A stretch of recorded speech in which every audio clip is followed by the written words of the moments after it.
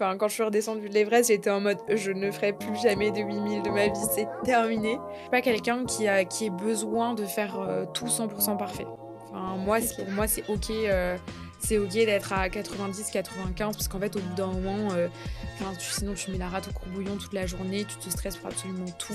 Dans la vie, c'est toujours pareil, enfin, c'est difficile de trouver l'équilibre parfait où tu es, genre, juste tout bien, quoi.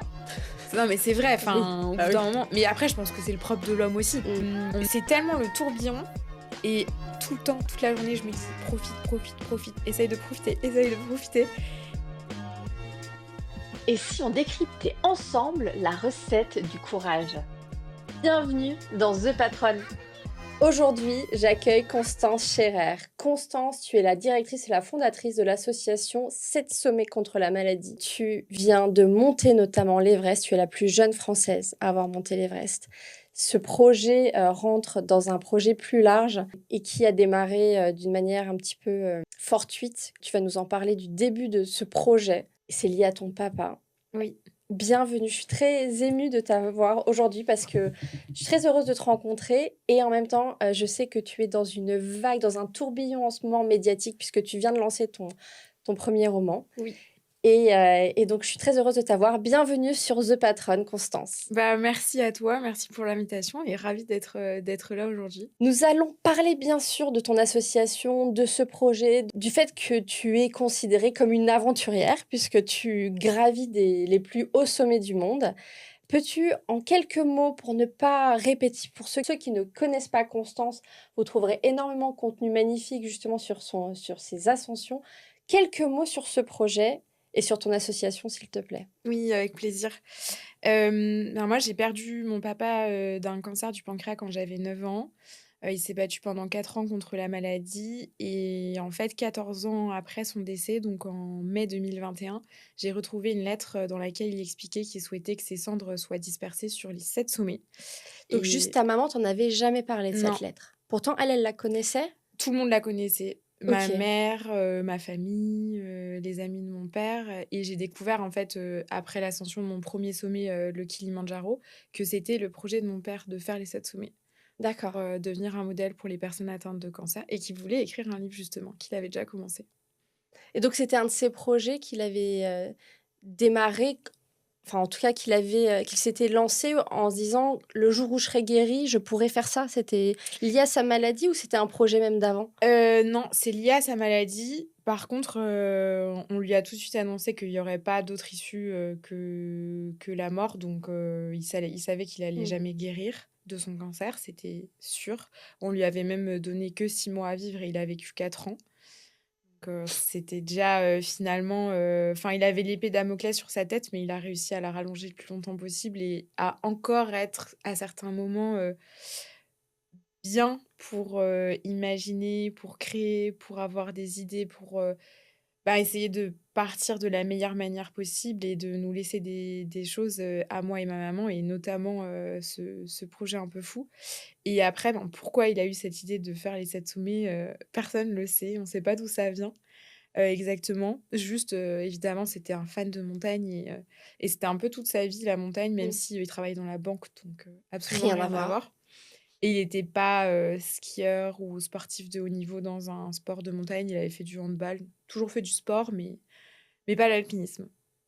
OK, donc ce projet, tu le découvres et juste après, tu avais un voyage, en Tanzanie de prévu? Enfin, C'est c'était ça. un hasard finalement Ouais, que exactement. En fait, quand je découvre la lettre, je le prends plus comme une information parce que j'en avais jamais entendu parler, mais je me suis pas du tout dit: «OK, je vais aller gravir les 7 sommets, c'est mon prochain défi». Moi, j'étais en école de commerce à ce moment-là, je travaillais dans le groupe LVMH, j'avais d'ailleurs décroché une alternance, pour le mois de septembre, chez Moët Hennessy, que je voulais absolument pas, lâcher. Donc vraiment, le challenge des 7 sommets, c'était pas du tout, du tout, du tout mes projets. Mais effectivement, en fait, je partais en Tanzanie en voyage humanitaire et j'étais à 1 heure du Kilimandjaro, gros hasard, quoi. donc tu découvres la lettre, tu avais ce voyage de prévu, tu atterris et tu te dis: «Tiens, c'est marrant, il y a un sommet quand même, le plus haut sommet d'Afrique, il est juste là» Mmh. et donc sans grande préparation, tu décides de Ouais. monter?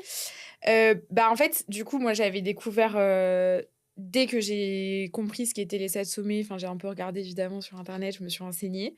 Là, j'ai très vite découvert que le Kilimandjaro faisait partie des 7 sommets et que c'était d'ailleurs le plus simple des 7. OK. Et c'est déjà quelques semaines avant que l'idée me trottait un peu en tête, mais sans me dire, «Je vais faire le Kili, c'est sûr». Juste, je le savais et je me suis dit: «Bon, peut-être, quoi». Donc ma mère m'avait dit: «Prends quand même des petites affaires chaudes, des affaires pour marcher, sait-on jamais». Et c'est vraiment en arrivant sur place où je me suis dit: «OK, je vais tenter», sans me dire non plus: «C'est sûr que je vais arriver au sommet», parce qu'en fait, on ne sait pas du tout par rapport au mal aigu des montagnes, comment le corps va réagir. Est-ce que j'allais être capable d'atteindre le sommet ou pas? C'était pas vraiment l'objectif au final, pour le premier, c'était plus de me dire: «Je vais vivre l'aventure, je vais aller, le plus loin possible et puis dans tous les cas, peu importe, où mon père reposera, ce sera déjà, un très, très bel hommage, quoi». Et donc, tu réussis cette Et ascension? donc j'ai réussi cette ascension, et même plutôt, très bien puisque j'ai eu aucun problème, lié à l'altitude, ce qui est, plutôt une chance parce que pour le coup, ben, si je la supportais pas, j'aurais pas pu faire le challenge des 7 sommets. Enfin, j'aurais pas pu Mmh. continuer ni même espérer, faire un autre sommet parce que c'est quelque chose qui ne se travaille pas et on ne n'a aucune préparation sur, le fait de supporter ou pas, l'altitude. Donc j'ai la chance de bien supporter et et de m'être dit après l'ascension du Kili, pourquoi pas continuer? Surtout quand j'ai appris que c'était le projet de mon père de faire les 7 sommets, Mmh. pour devenir un modèle pour les personnes atteintes de cancer, où je me suis dit: «OK, en fait, le projet est bien plus gros Mmh. que ce que j'avais lu dans la première lettre, quoi». Oui, ça dépasse Ça juste dépasse l'hommage à complètement. ton papa puisque, Mmh. c'est une preuve de résilience et Ouais, pour ça donner de dépasse la force. complètement. Exactement, ouais, ça dépasse et puis ça peut aider et ça peut permettre à beaucoup d'autres personnes de s'identifier. Donc quand j'ai compris tout ça, je me suis dit: «C'est vrai que quand même un beau challenge». Et après, j'ai découvert qu'il y avait pas d'asso, qui accompagnait les enfants qui avaient un parent atteint de cancer ou qui avaient perdu un parent. Et c'est comme ça que ça a fait son petit bonhomme de chemin dans ma tête, quoi. Mmh. Oui, parce qu'effectivement, toi, tu as perdu ton papa à 9 ans Oui. et enfin, est-ce que à ce moment-là, tu aurais aimé avoir un accompagnement? Est-ce que tu l'as Ouais, ça m'a beaucoup conscientisé? ma ouais. Comment? Ouais, ça m'a beaucoup manqué, ben, comme j'étais fille unique, forcément, j'avais personne à qui me livrer, à qui raconter, en fait, ce que je vivais, ce que je ressentais, et je voulais pas j'ai pas voulu voir de psy. Enfin, j'en avais vu un pendant la maladie de mon père, mais ça s'était pas très, très bien passé et j'ai pas voulu en revoir un autre, en fait, parce que mes parents m'avaient toujours dit: «On parle pas aux inconnus». Et du coup, ça m'a semblé très bizarre d'aller voir quelqu'un que je Mmh. ne connaissais pas du tout, dans une salle, blanche, et de devoir raconter ma vie à un inconnu total, quoi. Qui en plus me comprenait pas ce que j'avais vécu. Enfin, pour moi, c'était un peu un non-sens. Et puis après le décès de mon père, je voulais absolument pas retourner voir un psy. Donc en fait, j'ai un peu fait, psy, pour moi perso, mais j'ai eu la chance d'avoir un papa qui m'a quand même beaucoup expliqué ce qui allait se passer, ce qu'était la mort, qu'il allait plus être là physiquement, et cetera. Mais quand, tu es un enfant qui est un peu, où on t'explique pas vraiment ce qui se passe, après pour comprendre, quand tu es plus grand, enfin pour, accepter la le décès, de faire ton deuil, et cetera, c'est difficile quand même. Donc, Mmh. dans tous les cas, oui, ça m'a manqué. Ça m'a vraiment manqué. C'est pour ça que j'ai créé l'asso d'ailleurs. Et du coup, cet asso, comment tu l'as imaginé? Qu'est-ce qu'elle apporte aux enfants? Mmh. Quel est le type de d'accompagnement que vous proposez? Bah, en fait, quand je l'ai créé, tout n'était pas très clair dans ma tête. D'ailleurs, à chaque fois que je crée un truc, tout n'est pas très clair dans ma tête. Et je trouve que c'est bien comme ça d'ailleurs Oui. parce que si on est trop clair dans sa tête, on se rend pas compte qu'on peut faire mieux que ce qu'on a imaginé. Mmh. Donc J'adore ce que tu dis. je pense qu'il vaut mieux se lancer, heu, enfin, mettre le projet en place et ensuite le faire évoluer selon les rencontres, selon Mmh. les échanges, selon les besoins aussi. Parce qu'en fait, ce que finalement, le plus important, c'est de répondre aux besoins des enfants. Donc, qui de mieux que eux pour répondre Mmh. à leurs besoins et aux familles. Et donc, en fait, on a beaucoup évolué depuis la création en mars 2022. Il y a beaucoup de choses qui ont changé, qui changent encore. Moi, je suis très pour le changement. Donc je dis tout le temps, aux filles, enfin, parce qu'il y a beaucoup de filles dans l'équipe, hem, on se fixe là-dessus pour, 2-3 mois, mais dans 2-3 mois, ça se trouve, on changera tout. Mmh. Mais il faut l'accepter, il faut qu'on s en fait, comme on est dans une croissance exponentielle, bah, forcément, ce qui était vrai hier ne sera pas forcément vrai demain parce qu'en fait, il peut arriver tout et n'importe quoi, qui fera que, bah, en fait, non ou même juste se dire: «C'était pas la bonne option», quoi. Enfin, quand tu es sur un projet, bah, c'est finalement un peu entrepreneurial, hem, tu te lances, tu testes, tu regardes si ça marche pas, tu changes. C'est un peu comme ça que j'ai tout créé, que ce soit et dans le projet, 7 sommets et pour l'asso et en fait, ça s'est fait effectivement, avec, les rencontres des premières familles, les échanges avec eux, les besoins que eux avaient. Donc on a et puis aussi les rencontres, à côté, parce que j'ai rencontré des sponsors, j'avais rencontré le vice-président de la fédération française de tennis qui nous a emmenés, qui nous a donné des places tous les jours pour Roland-Garros. Donc évidemment, bah, ça a été le 1er événement qu'on a organisé, c'était à Roland-Garros, on a même pu aller à la finale. Donc en fait, tout s'est fait aussi en fonction des rencontres, des échanges. Aujourd'hui, évidemment, on a des budgets pour, pouvoir, aussi, payer plein de choses, payer plein d'événements, des week-ends et cetera. Mais on est aussi, très soutenus par des personnalités, par, des ambassadeurs, des sportifs aussi qui vont nous inviter sur des événements, permettre de réaliser des rêves d'enfants. Donc, on a je sais plus exactement combien de pôles, mais on a un pôle en Alsace qui est divisé en 3 dans 3 villes, donc Strasbourg, Colmar, Mulhouse. On a un pôle à Lyon, un pôle à Poitiers, un pôle à Paris, un pôle à Lille et on se développe aussi dans le sud de la France et en fait, dans chaque pôle, il y a des événements qui sont organisés au niveau local et ensuite on a des gros événements au national, donc des week-ends, où tout est pris en charge par l'association et on va inviter, des familles qui, ne sont pas dans des pôles puisque en fait, comme on utilise le vecteur des réseaux sociaux, pour se faire connaître notre association, bah, forcément quand tu vas faire, 2-3-4 millions de vues sur une vidéo et que tu as 10 familles qui vont te contacter, elles vont pas forcément être dans une ville où tu as un pôle et comme ce qui était très important pour moi, c'est de répondre à toutes les demandes, hem et ben, on a créé, ces week-ends et je pense que c'est ce qui va être développé le plus là dans les années à venir.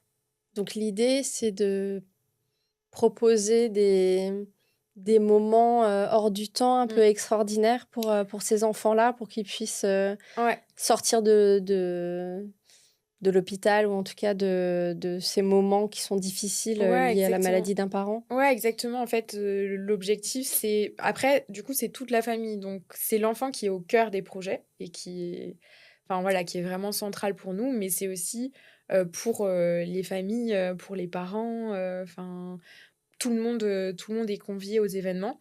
Donc ça va être des événements pour on est entre en général entre 30 et 40 personnes. Il va y avoir une quinzaine d'enfants et l'objectif, c'est qu'eux puissent, échanger entre eux, s'amuser, jouer, mais tout en sachant qu'ils sont avec des enfants qui ont vécu la même chose et évidemment, ben, ça provoque des discussions, ça provoque des échanges par rapport à tout ça, de se rendre compte qu'ils sont pas seuls, de pour beaucoup de s'ouvrir aussi, et de s'ouvrir de manière, assez extraordinaire et où ils vont pas le faire avec d'autres, ni avec leurs amis à l'école, ni avec Mmh. les parents eux-mêmes et on nous le dit donc c'est ça qui est le plus beau à la fin du week-end quand tu vois tous les liens qui se sont créés entre les enfants, entre les parents aussi, c'est beau, quoi. Oui, parce que j'imagine que pour, les enfants qui enfin, dans les réactions typiques, j'imagine les enfants qui déjà parlent peu parce qu'ils comprennent qu'il se passe beaucoup de choses Mmh. autour d'eux et Mmh. donc ils veulent pas forcément créer plus de problèmes, plus de Exactement, soucis. exactement. Mmh. Ils veulent pas non plus être vus comme différents par rapport à leurs copains de classe, donc Mmh. c'est vrai que ça crée un isolement Mmh. que là, tu arrives à casser, que vous arrivez à casser, Mmh. en créant ces connexions entre les familles. Ouais, c'est exactement ça, en fait, puisque, ben, quand tu es enfant, finalement, tu vois bien que tes parents sont déjà dans une très grande souffrance, que ce soit la personne malade ou l'aidant. Et du coup, tu te dis, enfin, je vais pas rajouter de la peine à la peine et donc tu gardes beaucoup de choses pour toi enfin, c'est dur de s'exprimer, face à des gens qui comprennent pas vraiment ce que toi tu vis en tant Mmh. qu'enfant. Donc c'est un peu ça, moi, ce qui m'avait manqué de pouvoir parler librement. Et puis maintenant, c'est rigolo, mais mes 2 meilleures copines, elles ont aussi perdu leur papa, d'un cancer. Donc comme quoi, il y a vraiment des liens très spéciaux qui se tissent. Et de manière générale, quand je discute avec des gens qui ont aussi perdu un parent, c'est pas pareil parce qu'on se La connexion comprend, il y a est... une connexion Mmh. qui est différente. Donc on a aussi beaucoup de bénévoles qui ont vécu, les mêmes situations. Mmh. Formidable. Et donc, c'est une association, on va en reparler. Alors, avant de rentrer justement dans l'aspect entrepreneur et le travail que ça te demande, quelques mots sur ton expérience de l'Everest quand même, Mmh. parce que tu as réussi, tu es la plus jeune Française à avoir gravi l'Everest. Mmh. Tu le referais demain? Non, pas demain, ni après-demain d'ailleurs. Ouais. Mais ça m'a quand même donné envie de faire d'autres 8000. Ouais. Mais pas au début. Enfin, quand je suis redescendue de l'Everest, j'étais en mode: «Je ne ferai plus jamais de 8000 de ma vie, c'est terminé».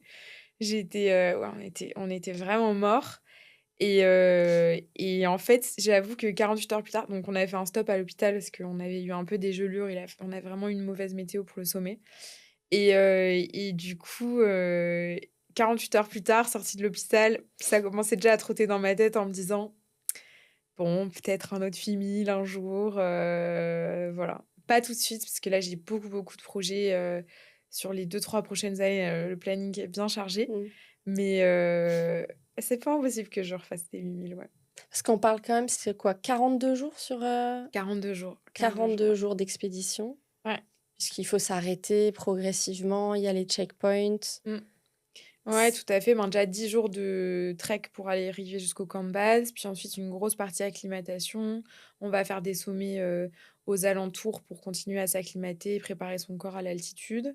Ensuite, on reste à nouveau au camp de base quelques jours. On va faire une rotation d'acclimatation jusqu'au camp 3 de l'Everest, donc à 7000. Ensuite, on redescend à nouveau et puis on attend la fenêtre météo, du coup, pour tenter l'ascension et là, on part pour, 5 jours, non-stop. On enchaîne camp 1, camp 2, camp 3, camp 4 et sommet et redescendre. Ça me paraît fou de dire que tu montes jusqu'au camp 3 et que tu redescends pour ensuite remonter. Tout le monde fait comme ça? Ah, c'est obligatoire, C'est ouais. Ouais, obligatoire? ouais. OK. Sur tous les sommets, enfin, tous les sommets que j'ai faits aussi en Argentine, en Alaska, c'est toujours, en fait, sinon ton corps il supporte pas. Enfin, c'est très mauvais pour le cerveau, en fait. Donc il faut vraiment que tu montes, que tu restes un peu en altitude, puis que tu redescendes, puis que tu remontes, puis que tu redescendes et le mieux, c'est de pouvoir, monter le plus haut possible et ensuite de redescendre, assez longtemps, une semaine, voire même il y en a certains qui font 2 rotations. J'ai une amie, qui est d'Amérique du Sud, qui a fait l'Everest aussi la même année que moi et eux, ils ont fait 2 rotations d'acclimatation. Nous, on en a fait qu'1, donc mais c'est-à-dire qu'elle, elle a fait 2 fois camp 3, redescendu camp de base, remontée. Donc elle est arrivée 3 fois au camp 3.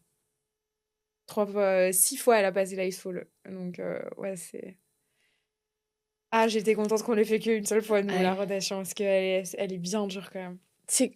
Aller jusqu'au camp 3, ça représente combien de dénivelé et de... Bah, on part de le camp de base est à 5000 et le camp 3 est à 7100. Donc ouais, 2100. Après, 2100, ça paraît beaucoup et pas beaucoup, mais plus on monte en altitude, plus chaque, centaine de mètres, gravis en plus est hyper, prenant. Enfin, si on part de 0 aujourd'hui et qu'on monte à 2000 mètres, tout va bien, hein, c'est facile, on peut le Mmh. faire en une C'est journée. facile. Mais Tout le monde le fait en une journée. ouais, quand même. Avec un peu d'entraînement, Avec un peu ouais, d'entraînement, avec un hein. peu d'entraînement, OK. Et du coup, donc mais par contre de monter de 0 à 2000 ça va. Monter de 2000 à 4000 ça va encore. Monter de 4000 à 6000 là, ça commence à être, Mmh. autre chose et alors monter de 6000 à 8000 alors là, c'est vraiment, vraiment autre chose et en fait, plus tu montes haut, plus tu dois t'acclimater longtemps.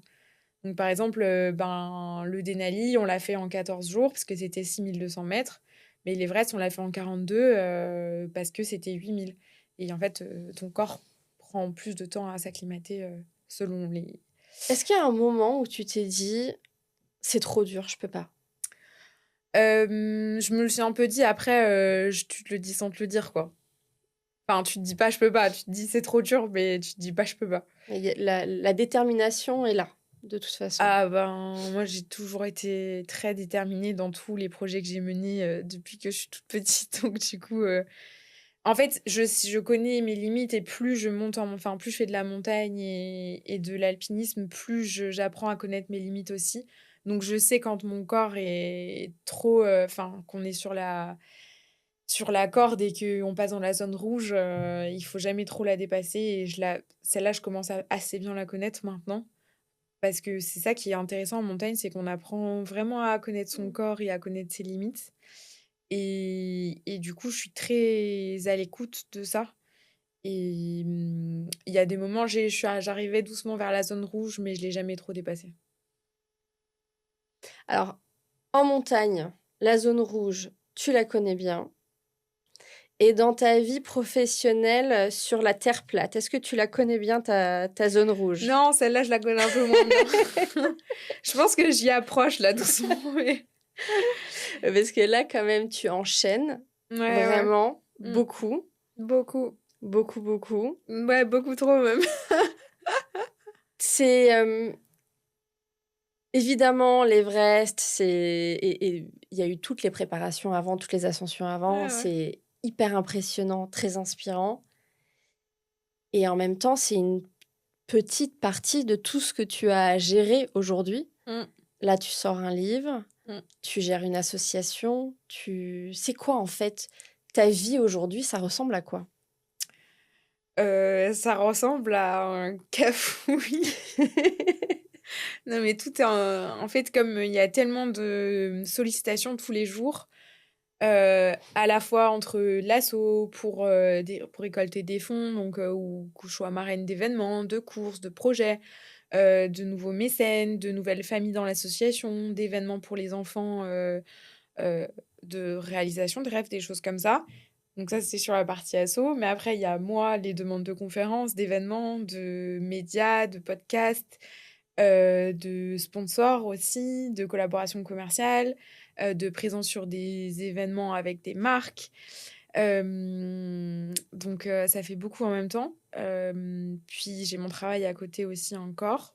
Oui, parce que tous les 2 premières choses, ce n'est pas le travail, Non, c'est pas le travail. Non, non. non, c'est pas mon travail, même si ça commence à le devenir à moitié. Enfin, pour l'asso, je suis 100 bénévole et j'aimerais le rester le plus longtemps possible, voire, toujours. Parce que j'ai pas du tout créé l'association en ayant comme objectif de me salarier dans l'association. Enfin, moi, je l'ai fait parce que ça me semblait important de le faire. Mmh. Après évidemment, si à un moment, ça devient plus du tout gérable et qu'il faut que je sois, à 100 sur l'asso, la question se posera à ce moment-là. Pour le moment, on a grâce à l'ascension de l'Everest, et les dons qui ont été faits, on a pu déjà embaucher une personne en septembre, donc qui est venue en renfort et ça, c'est déjà top. Et du coup, mon vrai travail depuis 3 ans, bientôt 4, enfin 3 ans et demi, c'est commercial pour un tournoi de tennis et là, maintenant, effectivement, du coup, je deviens aussi, conférencière et créatrice de contenu et puis quelques autres enfin, Et autrice auteur, aussi, ouais, autrice. et voilà. Mais conférencière, je pense qu'on peut dire que c'est le gros de mon métier en ce moment, c'est ça. Mmh. Après, combien de temps va durer ce métier? J'en ai aucune idée. Je sais pas si c'est pour 6 mois, mais en tout cas, c'est sûr depuis le retour de l'Everest, c'est intense, mais c'est chouette parce que j'adore faire ça. J'adore partager, avec des gens mon expérience qui sont hyper, attentifs, qui posent beaucoup de questions intéressantes. Enfin, en fait, moi, ça me nourrit aussi et c'est pas du tout, quelque chose qui est fatigant ou qui me demande de l'énergie. Au contraire, ça m'en donne donc enfin, c'est un travail évidemment parce qu'on va pas dire non plus que c'est pas un travail. Je pense que ça demande quand même de l'énergie, du travail, de La l'organisation, de la préparation. préparation, c'est Mmh, sûr. Après, c'est un travail qui m'apporte aussi donc c'est vraiment chouette. mmh. J'espère que ça durera le plus longtemps possible, mais on verra, pour le moment, comme, tout est tellement flou, enfin, incertain, j'avance au jour le jour et puis on verra demain, La seule chose qui est certaine, c'est que je vais bientôt finir, enfin, le projet, des 7 sommets, j'espère le finir là, quand même, dans les dans les 2 années à venir et faire grossir l'asso, là-dessus, j'ai pas trop de doutes. Donc, il y a quand même des petites, lignes directrices qui sont là, puis après je me laisse un peu porter pour le reste, quoi. Et puis tu disais, tu pas envie d'avoir, le plan complètement, défini, aujourd'hui. Enfin, tu restes ouverte, aux rencontres, aux opportunités. Ouais, ouais, exactement. Puis je pense que c'est super important aussi, de rester toujours, ouverte, comme tu dis et réfléchir, échanger, parce qu'en fait, c'est vraiment avec les autres que tu évolues, que tu as des nouvelles idées qui te viennent, des nouveaux projets, une nouvelle manière de fonctionner aussi. Parce que oui, je dis pas aujourd'hui ça fonctionne bien, on fait bien les choses, mais il y a toujours des choses à améliorer, à changer selon les compétences de chacun. Enfin, donc moi, je suis plutôt toujours très ouverte sur tout ça. Je pense qu'il y a pas de solution parfaite. Je pense qu'on peut toujours s'améliorer et que c'est avec les autres qu'on s'améliore. Donc c'est aussi pour ça que l'équipe, ben, elle est faite, pour qu'il y ait un peu tout type de profil et que chacune puisse, aussi apporter, sa vision par rapport à sa manière de fonctionner et ça, je trouve ça hyper intéressant. Parce que si c'était, que ma version, ce serait pas évident. Enfin, voilà, moi, j'ai vraiment pas, la prétention de dire que j'ai toujours, les bonnes idées, les bonnes réponses, la bonne solution. Au contraire, enfin, moi, j'aime bien qu'on me donne aussi, son point de vue, puis après on essaye de travailler le point de vue, de toutes pour arriver à la meilleure solution possible, quoi. Mais, je pense que c'est vraiment important d'écouter les autres et voilà. Bon, après, je suis un peu dans une phase où c'est pas évident, de là, enfin, en ce moment, je suis vraiment dans une phase où j'arrive pas à faire plus que ce qui me tombe dessus. Donc Mmh. j'ai un peu du mal à être dans la phase de réflexion.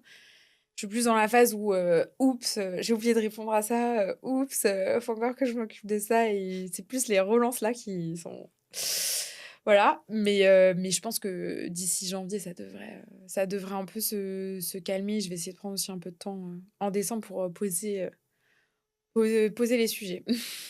Comment tu vis la pression justement? Parce que là, il y a une pression médiatique, mais il y a une Mmh. pression aussi, des familles qui te sollicitent, pour rejoindre Intégrer l'asso, l'asso ouais, et puis il y a l'asso aussi, tu es la directrice donc tu as ouais. un rôle de leader par rapport au reste de l'équipe. Comment Mmh. tu gères cette pression-là?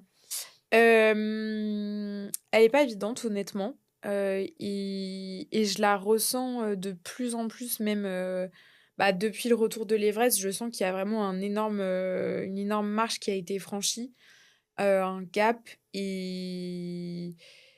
et du coup, je sens que ce que je dis a p de enfin, est plus, écouté, vu et jugé aussi un peu et c'est difficile d'être, jugée, d'avoir des critiques. Après honnêtement, j'ai pas trop de critiques non plus. Franchement, je touche du bois, Tu t'en sors bien? je touche du bois, mais sur les réseaux, les gens sont vraiment extrêmement bienveillants. Ils par rapport à beaucoup d'autres créateurs de contenu que je côtoie au quotidien, ils me disent que parfois c'est un peu dur d'avoir beaucoup de messages, négatifs. Moi, j'en ai vraiment pas beaucoup. Et tu en as Après, quand même? franchement, non, j'en ai pas. En vrai, enfin, vraiment de gens qui prennent le temps de m'écrire, j'en ai pas.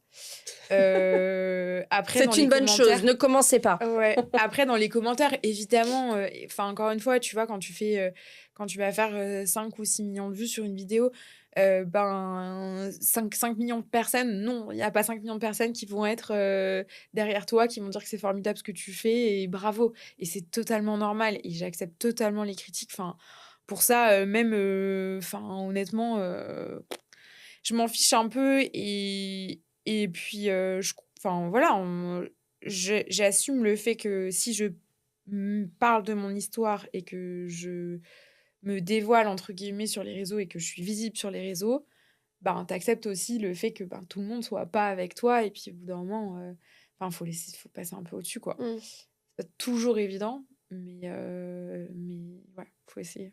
Si je reviens sur le début de ta carrière, donc tu as fait une école de commerce, Mmh, tu avais, démarré dans le secteur du luxe et mmh, là, tu as pris une direction qui n'a rien à voir. mmh. À quel moment ça a glissé et à quel moment tu as accepté de renoncer à ton projet pour, mener d'autres projets? Enfin, est-ce qu'il y a eu un moment où tu as vraiment consciemment dit: «Bah, en fait, l'avenir que je m'étais imaginé pendant X années, je le laisse de côté et je vais mener autre chose», ou ça Mmh. s'est fait juste naturellement? Ouais, je vois ce que tu veux dire. Bah, en fait, enfin, initialement, je me suis dit: que «J'allais pouvoir un peu faire les 2 en même temps». Enfin, quand même rester à Paris et rester dans le groupe LVMH mais parce qu'il y avait pas encore vraiment l'idée de l'association, j'avais pas imaginé que ça puisse se développer comme ça, qu'il puisse y avoir autant de choses autour de ça, autant de messages, de sollicitations, autant de familles accompagnées. Enfin, et en fait, au fur et à mesure, plus le temps passait, plus on se lançait dans d'autres projets parce qu'il y avait aussi Hugo à ce moment-là qui avait rejoint l'équipe, donc qui est mon caméraman et qui réalise les documentaires de chaque ascension. Donc il m'accompagne sur les 7 sommets, mais de manière générale, enfin, on est sur plein de projets en commun ensemble, donc on se voit souvent.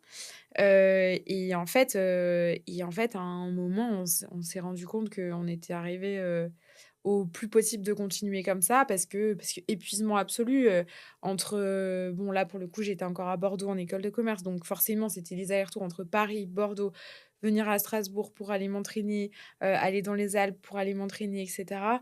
Ça devenait complètement ingérable. Hem Et puis surtout, ben, au travail, quand tu es dans un grand groupe, tu pas la flexibilité d'une petite équipe où on peut te dire, «Ah tu peux pas venir demain?» «Bah, c'est pas grave, t'inquiète». Mmh. Non, c'est plutôt, «Comment ça, il est 18h, tu Tu pars, tu prends pars? ton après-midi Mmh. ou?»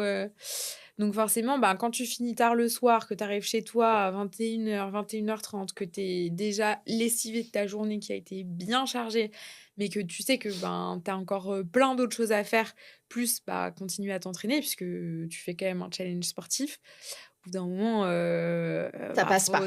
faut se rendre à l'évidence, quoi. Enfin, moi, je suis pas quelqu'un qui ait besoin de faire, tout 100% parfait.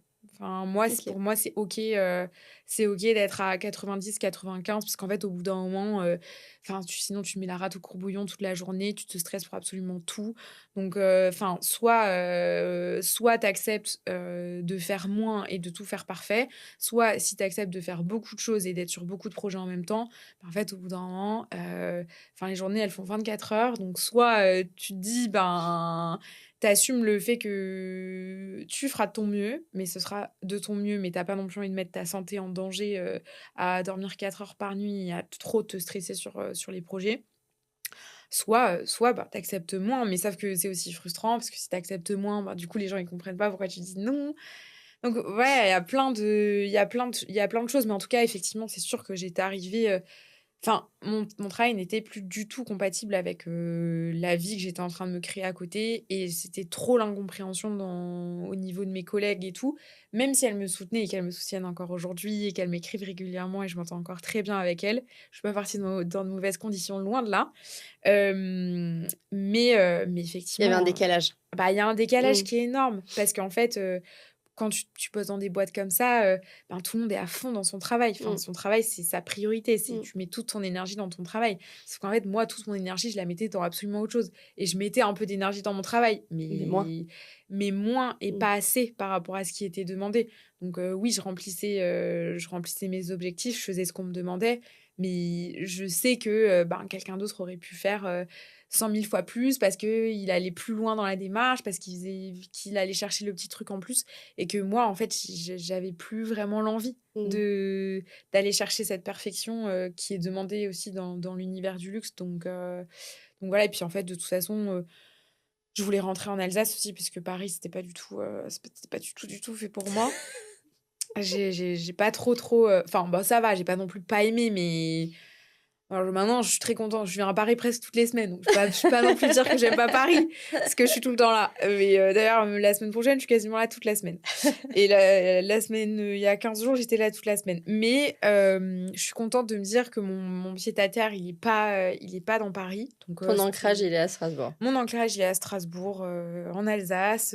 J'ai mes champs, tout est bien. Donc voilà. C'est parfait. Ouais, c'est clair. J'ai la montagne pas loin, je vais pouvoir aller courir 30 kilomètres samedi, dans les Vosges, enfin voilà, c'est vraiment important pour moi d'avoir un peu un rythme, enfin, pouvoir casser, le quotidien et du coup, soit c'est 1h50 de train et en fait, de toute façon, après, on m'a proposé un travail à Strasbourg donc Avec de la avec toute la flexibilité et le flexibilité. soutien de tes autres activités. Oui, c'est clair. Ouais, ouais, tout s'est plutôt bien cadré donc j'étais à 80 jusque-là. En janvier, je suis passée en 3/5 et là, maintenant, je suis carrément en freelance, pour eux donc bah, je continue à travailler avec les équipes, comme avant mais juste, là, je suis vraiment sur une flexibilité, full, full, quoi. Maximum, ouais. Ouais Nécessaire. et c'est Elle est bien. nécessaire. Ouais, ouais, non mais c'est bien. Quand tu parlais, tu évoquais la difficulté de devoir dire non. Parce Oh, que c'est tu es terrible, très sollicitée en ce moment. terrible de dire non. Ça fait trop mal au cœur. Ouais, Ouais. t'as peur de Franchement, décevoir les c'est gens? le pire truc. Enfin, franchement, pour moi, je pense que si de tout ce qui m'arrive depuis, enfin là, on va parler depuis l'Everest, parce que c'est quand même vraiment depuis l'Everest qu'il y a eu le gros. Enfin, déjà avant, c'était très intense et il y avait beaucoup de sollicitations, mais là, c'est vraiment, vraiment un gap totalement autre. Et je pense que ce que je regrette le plus et ce qui est le plus difficile pour moi, c'est de plus pouvoir répondre à tout, de même plus pouvoir répondre à tous les messages que je reçois. Enfin, pour moi, c'est tellement frustrant. Mais en fait, je sais que enfin, je fais de mon mieux, mais je peux pas faire plus, quoi. Enfin, genre vraiment, c'est humainement pas Mmh. possible. Ou alors il faudrait que j'embauche encore une autre personne, qui gère tout ça, enfin qui va gérer, tous mes réseaux sociaux. Mais aujourd'hui, mes réseaux, je les gère toute seule, donc forcément, je sais même pas combien de demandes, de messages j'ai sur Insta, mais j'ai essayé hier, je pense, j'ai répondu à 60 ou 70 personnes, mais il doit y en avoir encore 200 Mmh. et en fait, bah, là, rien que 60-70, ça prend 1 heure et demie. Ouais. Sauf qu'entre-temps, bah, les gens, ils t'ont Bien répondu. sûr, parce qu'ils étaient contents d'avoir une réponse. Exactement et sauf qu'entre-temps, bah, tu as eu d'autres demandes pour d'autres événements, pour d'autres trucs et tu te dis: «Mais my God, je vais pas pouvoir là, Mmh. c'est pas possible, en fait». Et du coup, ça fait que ça tourne dans ta tête et tu te dis: «Mais c'est terrible», enfin et oui, tu te trouves un peu incorrecte et je suis pas du tout comme ça et du coup, c'est hyper désagréable comme sensation, en fait. C'est vraiment super, enfin, quand c'est pas ta personnalité et quand, justement, enfin, tu vois, moi, quand je me suis lancée il y a 4 ans, enfin, j'ai aussi envoyé des messages à des personnes, justement, qui étaient passées par le même chemin que moi et qui m'ont pas forcément répondu ou pas forcément aidée et du coup, je me dis que, bah, j'ai pas du tout envie d'être, comme ça, mais en même temps, enfin, toutes les personnes qui veulent faire le Mont Blanc, enfin, tous les jours, on me demande, «Oui, c'est quoi ta préparation? C'est quoi ton matériel? Est-ce que tu as le contact d'un guide? Est-ce qu'on peut s'appeler pour que tu» et cetera. Tous les jours, tous les jours, tous les jours, tous les jours. Donc en fait, enfin, moi, je peux pas appeler, tous les jours quelqu'un pour lui dire: «Alors, pour le Mont Blanc, il faut que tu fasses les réservations à partir de janvier. Ensuite, pour toutes les personnes qui veulent être bénévoles de l'asso». Mais si j'en ai c'est des dizaines et des dizaines et des Et ça, en dizaines. même temps, c'est génial Mais c'est parce que trop bien! Mais c'est là où tu c'est frustrant, en ouais. fait. Justement, c'est là où c'est hyper frustrant parce qu'en fait, enfin, moi, j'ai envie d'aider tout le monde, mais je peux pas aider tout le monde. Enfin, je peux pas accompagner tout le monde. Le nombre de personnes qui me demandent de faire des communications sur les réseaux pour telle association, pour tel projet, parce qu'ils vont aller faire, un raid, un truc, un machin et qu'ils ont besoin de visibilité. Mais tu si je partage tout le monde? Mais moi, je enfin là, ça devient la foire, complet, quoi. Mmh. Je peux même pas partager tout ce qui se passe au sein de l'association dans tous les pôles qu'on a. Et en fait, c'est terrible parce que sur les réseaux, les gens, ils ont besoin d'avoir une structure. Si tu partages trop de trucs différents, ils sont perdus. S'ils sont perdus, ils te suivent plus, ils se désabonnent, ils sont plus du tout engagés dans ta Donc communauté. tu as de l'enjeu en plus, Il y a un toi. gros enjeu, il y a un gros enjeu. Donc tu peux pas constamment, publier d'autres choses, d'autres projets qui n'ont rien à voir avec ce que tu fais, rien à voir avec les causes que tu défends. Je défends déjà, malheureusement malheureusement, heureusement, je sais pas comment le dire, mais une très grosse cause. Et je peux pas être sur toutes les causes. Je peux Non. pas être sur les enfants malades, sur, les femmes atteintes de cancer du sein, sur, la myopathie, sur la mucoviscidose, sur, qu'est-ce qu'on m'a encore, proposé? Des trucs pour les arrêts cardiaques et tout ça. Enfin, en fait, tous les sujets m'intéressent et j'aimerais pouvoir être partout, mais sauf qu'aujourd'hui, je peux plus, quoi Mmh. et c'est frustrant. C'est très, très, très, très, très frustrant. Ce que j'entends, c'est que c'est frustrant parce que, il y a ce conflit de valeurs. Ouais. Tu as envie de le faire J'ai trop envie de le faire. et tu peux pas. Ouais. Non seulement tu peux pas physiquement parce que dans ta journée, il y a que 24 heures et déjà il y a pas beaucoup de temps, libre, Mais oui. mais en plus parce que tu as des vrais enjeux pour, ton grand objectif qui est ton asso et la cause que vous défendez. Exactement. Et alors, et ce que je ressens aussi dans ce que tu dis, c'est la frustration de ne pas pouvoir être en train de kiffer le fait d'avoir réussi, d'être là où tu es aujourd'hui. Mais c'est ça, non mais c'est exactement ça. En fait, c'est vraiment ça, c'est que du coup, c'est tellement le tourbillon et tout le temps, toute la journée, je me dis: «Profite, profite, profite, essaye de profiter, essaye de profiter» et en fait, Mais profite! C'est comme quand t'as un nouveau-né, tu verras le jour où t'as un bébé qui hurle et qui t'empêche de dormir et tout le monde te dit profite, c'est les meilleures années de ta vie. Mais non, j'ai envie de mourir là tout de suite. Ouais. Bah, en fait, c'est exactement ça et après j'essaye de rester toujours dans un mindset hyper positif et hyper, quand je suis là, j'essaye de vraiment être là, au maximum et d'être, vraiment, profiter du moment et être dans le moment. Mais sauf que, parfois quand, il y a plein d'urgences qui s'enchaînent, là ce matin par exemple, il y avait plein de trucs où, je pouvais pas ne pas répondre, parce que c'était vraiment urgent et c'était des sujets, qu'il fallait gérer, tout de suite. Mais forcément quand tu es dans un truc un peu de stress comme ça, après, c'est difficile de se remettre, de changer le mood et se dire: «OK, vas-y, laisse tomber, genre, on s'en fout, profite du moment et tout». Et parce qu'en fait, finalement, ça, tu l'as en background et ça tourne dans ta tête et tu te dis: «Putain, pardon, faut pas dire de gros mots». Je dis: «Oh my god, t'as pas géré ça. Là, t'étais censée avoir une visio à 14h, mais tu leur as pas dit que t'étais pas dispo pour la visio». Et voilà C'est le chaos. et du coup, en fait, t'as tellement de choses en background qui se mélangent complètement et qui sont par-ci, par-là, par truc. Et puis quand tu prends ton téléphone, alors j'ai plus aucune notification parce que alors si j'avais des notifications, mais je pense que tu pleures. Je pourrais pas survivre. Mais quand j'ouvre WhatsApp, c'est l'angoisse quoi. C'est vraiment angoissant. C'est aussi pour ça que j'adore partir en expédition parce que personne peut te contacter. Personne. Enfin voilà, genre c'est débrouillez-vous les amis, je ne suis plus disponible et pendant 15 jours ça s'arrête. Mais le téléphone, c'est hyper dur. Mais même être créatrice de contenu, c'est hyper difficile parce que c'est du non-stop quoi. C'est du non-stop, faut faire la création de contenu, faut poster des stories. Quand je fais des collabs, c'est beaucoup de gestion avec la marque, des allers-retours. Non mais on veut pas ça, on veut ça, on veut ci et machin et les stats c'est Et en même temps, c'est là où c'est un peu le cercle vicieux et vertueux, c'est que tu as besoin d'être créatrice de contenu pour pouvoir promouvoir ton projet, pour pouvoir être visible, pour pouvoir être sollicitée, pour pouvoir être crédible.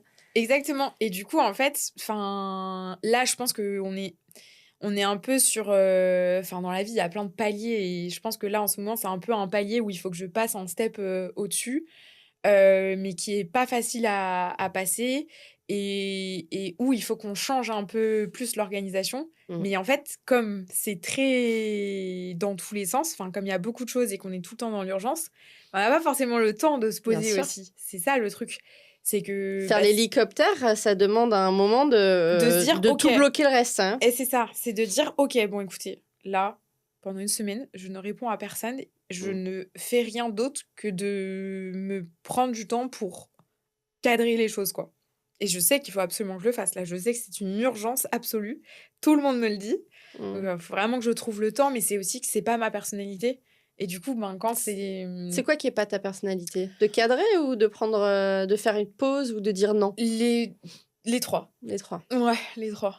Moi, je suis très dans l'instant présent, dans « Ah ouais, vas-y, on y va, on va faire... » Bon, un tout petit peu moins maintenant quand même, mais de manière générale, ma personnalité, c'est plus grosse fonceuse, spontanée à fond. Ok, on y va, vas-y, on va faire ça, là, on va là, on va... Je peux plus l'être autant qu'avant parce que forcément, je regarde quand même mon planning avant de dire oui et en me disant alors attends, là, j'ai déjà 5 conférences cette semaine-là, je vais pas pouvoir en caler une 6e. Ouais. Et quand il y a pas d'autres dates possibles, au bout d'un moment, tu t'es obligé de décliner. Mais ma personnalité première, c'est vraiment d'être à fond dans tout, de vivre à 100 000 %, d'être... j'adore être en déplacement, en fait. Là, j'adore tout ce qui se passe. Je trouve ça hyper... nourrissant et enrichissant et chouette et beau et tout. Mais en fait, de toute façon, dans la vie, c'est toujours pareil. C'est difficile de trouver l'équilibre parfait où tu es genre juste tout bien, quoi. Non, mais c'est vrai, Oui, au bah bout oui. d'un moment mais après je pense que c'est le propre de l'homme aussi. Mmh. On est aussi tu un peu moins de projets, bah, tu vas chercher à avoir plus de projets. Tu plus de T'as plus projets, de projets, tu te rends compte que, bah, en fait, merde, tu accepté trop de projets donc tu sais pas comment gérer. tu sais pas comment tu vas gérer ton truc. Et en fait, à chaque fois, c'est un peu le jeu de j'accepte moins, mais ah mince, bah, en fait, finalement en janvier, je suis plutôt libre, Mmh. qu'est-ce que je vais pouvoir faire? Donc là, tu vas Tu vas contacter t'en trucs. rajouter. Ah, est-ce que machin? Donc en vrai, c'est un peu aussi juste le propre de notre société et de même les réseaux sociaux, hein, ça pousse à Ça tu pousse à comme accélérer tout le temps, ouais. ouais. Et en même temps, il faut faire attention à la machine. Mais ce que j'entends, c'est que tu quand même tu dis que tu as besoin de passer à une étape d'après, oui, et en même temps, là, tu es à un moment quand même où tu peux célébrer tout ce que tu as accompli Oui, parce c'est que tu es en sûr. train de récolter, tu as beaucoup semé, Ouais. là, tu récoltes. Ouais, c'est ça. Mais en fait, le truc, c'est que, le petit souci, c'est que toute la récolte, elle arrive en même temps, quoi. Là, tu es enfin, Ouais. tu sous l'eau, quoi. Enfin, Ouais. tu es sous la récolte, et donc tu es comme tous les entrepreneurs ou les chefs d'entreprise, il y a un moment où tu dois, Bah, c'est ça. scale up, C'est que c'était la start-up et puis la start-up passe entreprise et maintenant, il faut être capable de passer le cap. Soit tu le passes déléguer. bien et du coup, bah, ça continue de grandir, Mmh. soit tu le passes, un peu moins bien et du coup, finalement, tu stagnes, quoi. Ouais. Après, c'est pareil pour moi, ma personnalité, mon image et cetera, enfin faut voir aussi, bah, les prochaines années, qu'est-ce que je vais faire pour continuer à avoir des défis, à continuer de parler de l'association, continuer Te à mener réinventer. plein bah, ouais, c'est ça, Mmh. tu vois?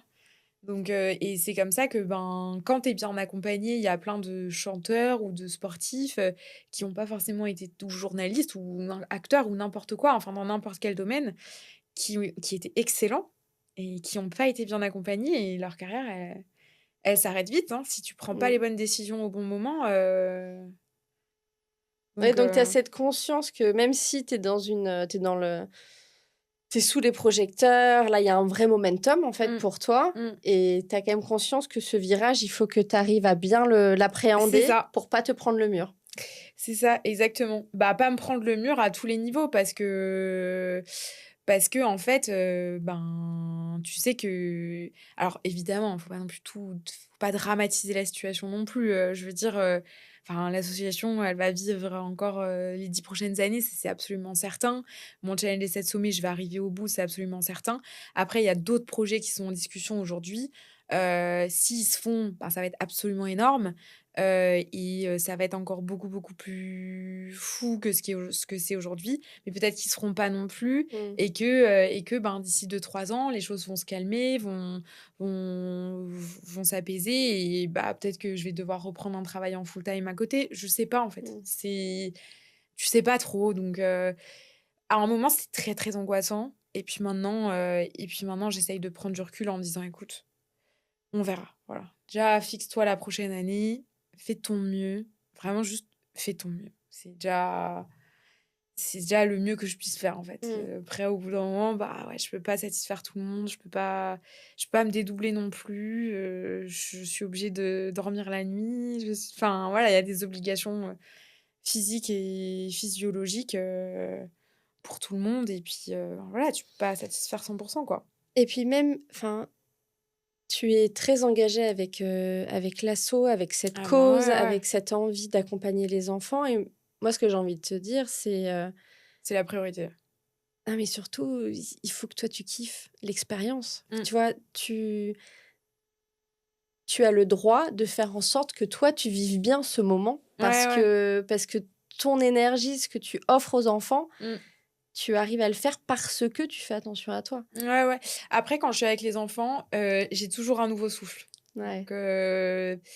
Quand je suis avec eux, c'est très différent de mon quotidien où je vais être, sur mon tel, sur les mails, sur les calls, les visios, les trucs et tout. Quand je suis avec eux, il y a plus rien dans ma vie sauf eux et du coup, ça me permet de déconnecter et c'est aussi, un peu ma bulle d'oxygène finalement, les projets avec les enfants, être avec eux. Enfin, moi, je me retrouve, enfant, comme si j'avais de nouveau 9 ans et il y a des liens incroyables avec eux Ça, c'est vraiment justement pour moi, c'est je reprends de l'énergie avec eux, même si, ben, évidemment, quand il y a 15 gosses qui te sautent dessus, bon. En fait, tu perds une certaine énergie, mais tu récupères une autre énergie dont tu as besoin pour continuer à avancer. Donc moi, au contraire, vraiment, tout ce qu'on fait avec l'asso, c'est extrêmement, heu, ça me donne de la force, ouais, ça me donne de la force. J'ai un rituel de fin de podcast, parce que le temps tourne et donc ce sont 3 questions. Mmh, La première, c'est si je t'offre un énorme panneau publicitaire dans la ville de ton choix, tu peux y afficher ce que tu veux, comme texte, comme image. ouais.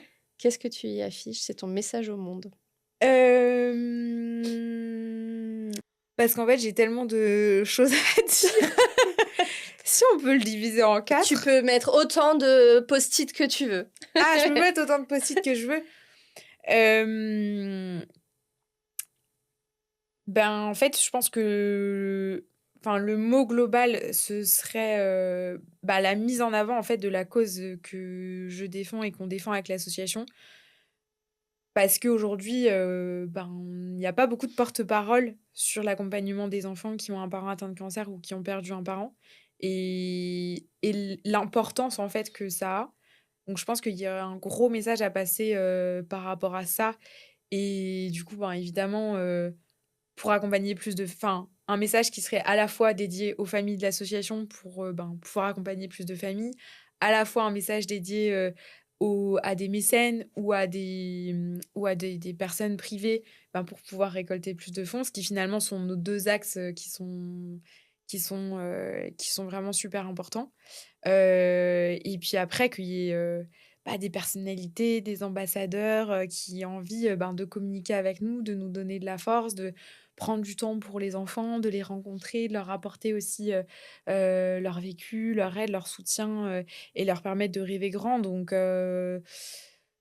ouais, ce serait un peu 3 messages, mais les 3 finalement seraient quand même, assez regroupés autour de, ben, la cause défendue par Mmh l'association, et celle qui répond au ta rejoignez-nous, maladie. quoi. Ouais, ouais, ouais. Rejoignez-nous, Ouais et puis après, même de manière générale pour tous, ce serait de dire, ben, que la vie est courte, quoi. La vie est courte, faut aller au bout de ses rêves, faut voilà. Une belle photo de montagne derrière, avec plein d'enfants sur la montagne. OK, magnifique, on la voit bien. Alors la deuxième question, alors elle est particulière pour toi, mais c'est vraiment la question que je pose à tous mes invités. C'est si tu te retrouvais face à toi quand tu avais Mmh. 10 ans, Oh my god. qu'est-ce que tu te dirais?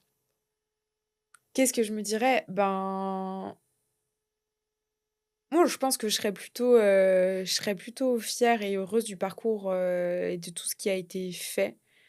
Et que j'ai pas lâché, j'ai pas abandonné et que cette niaque que j'avais à 10 ans, je l'ai toujours aujourd'hui et j'espère que je vais l'avoir encore pour les 10 prochaines années, quoi. Ou les 20, plutôt les 20. Même les Même les 60? 30 en fait. Peut-être au bout d'un moment, vers 60 ans, peut-être je vais commencer un peu à me calmer. Genre dans ma tête, je me dis 60 c'est ma limite. À 60 alors je pose pas encore les armes, mais je vais commencer à me calmer.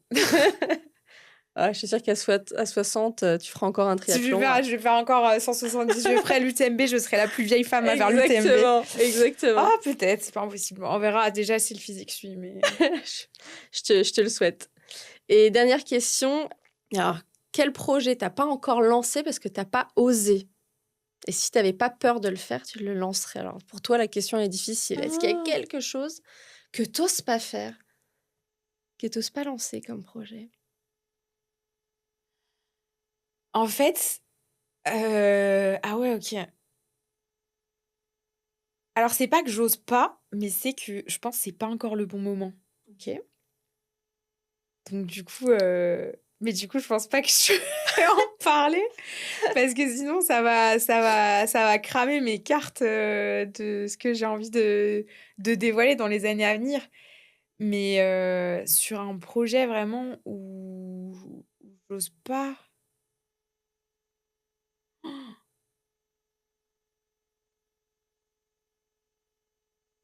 je sais pas.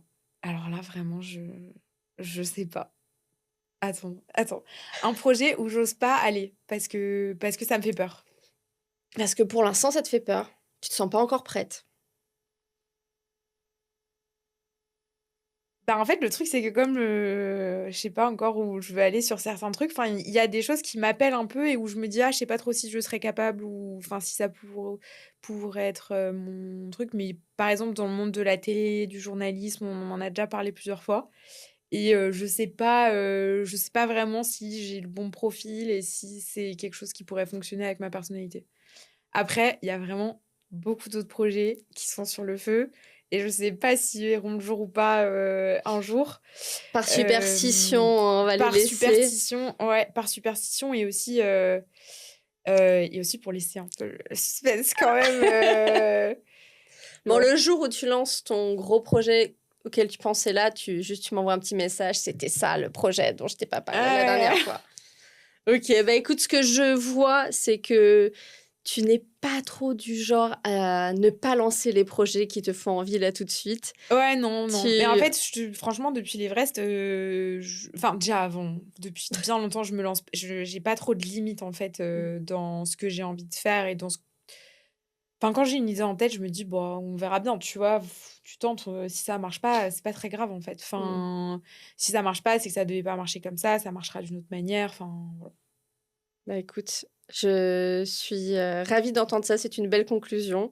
Il faut tenter et on Il faut verra bien. tenter, on On verra verra bien. bien. Le chemin parcouru sera déjà super et ça vous fera vivre, en fait. Ouais. C'est une expérience et dans tous les cas, chaque expérience est bonne à prendre.